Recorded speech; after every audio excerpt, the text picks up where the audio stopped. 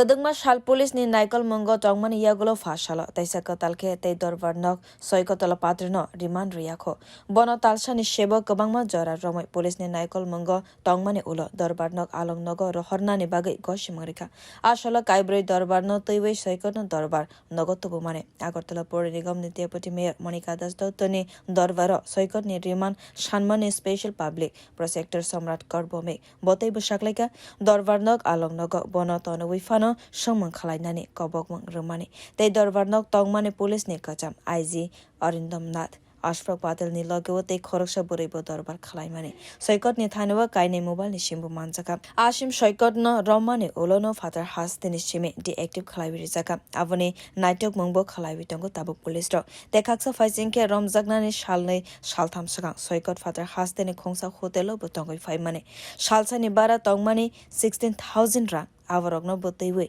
cherai naikol tongo police ro আজকে 24শে November 2023 Shri সৈকত তলাপাত্র যিনি independent চ্যানেলের কর্ণধার হিসেবে নিজেকে পরিচয় দিয়ে নিউজ টেলিকাস্ট করতেন।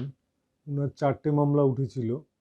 এর মধ্যে একটা মামলা হচ্ছে এডিনগর পিএস কেস নাম্বার 57, যেটা আগরতলা মিউনিসিপ্যাল কর্পোরেশনের ডেপুটি মেয়র শ্রীমতী মনিকা দাস দত্ত উনি করেছিলেন। তো সেই কেসটাতে সৈকত তলাপাত্রকে তার জামিনের আর্জি করা হয়েছিল। তো তার জামিনের আবেদন খারিজ করে তাকে 7ই ডিসেম্বর পর্যন্ত জেল হেফাজতে পাঠানো হয়েছে। এছাড়া আরেকটা কেস ছিল যেটাতে সিজেএম শ্রী সৈকত দাস চিফ জুডিশিয়াল ম্যাজিস্ট্রেট উনি ওকে অলরেডি বেইল দিয়েছিল, কিন্তু যেহেতু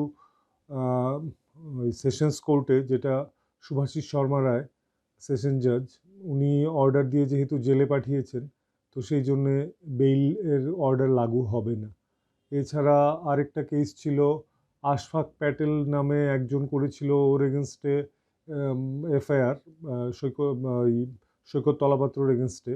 তো সেই কেসেও তার জামিনের আর্জি খারিজ হয়ে গেছে এবং চিফ জুডিশিয়াল ম্যাজিস্ট্রেট শ্রী সৈকত দাস ওকে 4 ডিসেম্বর পর্যন্ত জেল হেফাজতে পাঠিয়েছে। এছাড়া অরিন্দম নাথের একটা কেস ছিল, আমাদের প্রাক্তন আইজি, উনি যেই কেসটা করেছিলেন সেই কেসটাতেও সৈকত তলাপাত্রের জামিনের আর্জি খারিজ হয়ে গেছে এবং তাকে 4 ডিসেম্বর পর্যন্ত জেল হাজতে পাঠানো হয়েছে।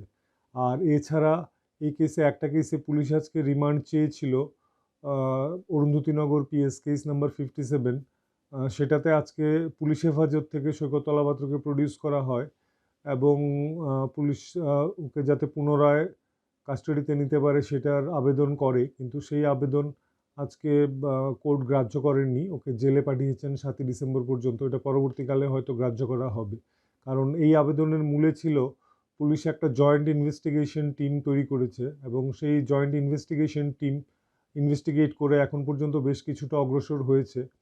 একটা আমি আপনাকে বলতে পারি, সব তো বলা যাবে না তদন্তের স্বার্থে। একটা হচ্ছে ওর যে সিম কার্ড যেগুলো ওর কাছ থেকে পাওয়া গেছে সৈকত তলাপাত্রর কাছ থেকে, যেগুলো ইউজ করে ও বিভিন্ন চ্যানেলগুলোতে ফেসবুক, হোয়াটসঅ্যাপ বা ইউটিউব এগুলোতে, যেগুলোতে সে নিউজগুলো ব্রডকাস্ট করতো, তো এই সিমটা ইউজ করে, এই সিম, দুটো সিম, এগুলো খুব সম্ভব ইউজ করা হতো, কিন্তু এই সিমগুলো পুলিশের হাতে আসার পর দেখা যাচ্ছে এগুলো কেউ বা কারা এগুলো ডিঅ্যাক্টিভেট করে রেখেছে।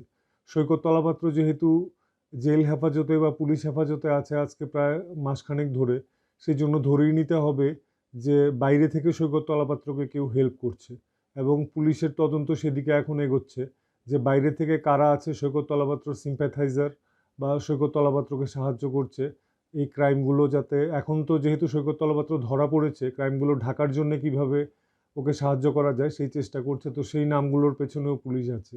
আরেকটা খুব ইন্টারেস্টিং জিনিস পুলিশের তদন্তে উঠে এসছে, সৈকত তলাপাত্র একজন সাংবাদিক পরিচয় দিয়ে নিজেকে সমাজের সামনে এনেছিলেন। তো উনার যে নোন সোর্স অফ ইনকাম, উনার যা আয়, ঘোষিত আয়, সেটার সঙ্গে উনার খরচের হিসেবের কোনো মিলই পাওয়া যাচ্ছে না। তদন্তে উঠে এসছে যে সৈকত তলাপাত্র বহির্রাজ্যে একটা হোটেলে থেকেছেন 3 দিন এবং 3 দিনে ঘর ভাড়া, প্রতিদিনের ঘর ভাড়া 16,000 টাকার মতন দিয়ে 3 দিনের 48,000 টাকার মতন 3 দিনের শুধু হোটেলের ঘর ভাড়া। তো এরকম বিলাসবহুল জীবনযাপন উনি কীভাবে করতেন এবং সেই টাকার উৎস কী সেটাও দেখা হচ্ছে, কারণ অলরেডি ওনার এগেনস্টে অ্যালিগেশন আছে যে উনি বিভিন্ন ভিকটিমকে ব্ল্যাকমেল করে টাকা আদায় করতেন। তো সেই জন্য নোন সোর্স অফ ইনকামের বাইরে উনার ডিসপ্রপোর্শনেট অ্যাসেট কী আছে সেটা একটা, আর এই বিলাসবহুল জীবনযাপনের পেছনে টাকা কোত্থেকে আসতো, কারা জোগাতো, সেই তদন্তেও পুলিশ এখন পর্যন্ত কিছুটা অগ্রসর হয়েছে। তো নেক্সট সৈকত তলাপাত্রকে তোলা হবে কোর্টে আগামী 4 ডিসেম্বর এই কেসগুলোতে, আর 4 ডিসেম্বর আর একটা কেস হচ্ছে 7 ডিসেম্বর। Bureau report, কক্ষরাং।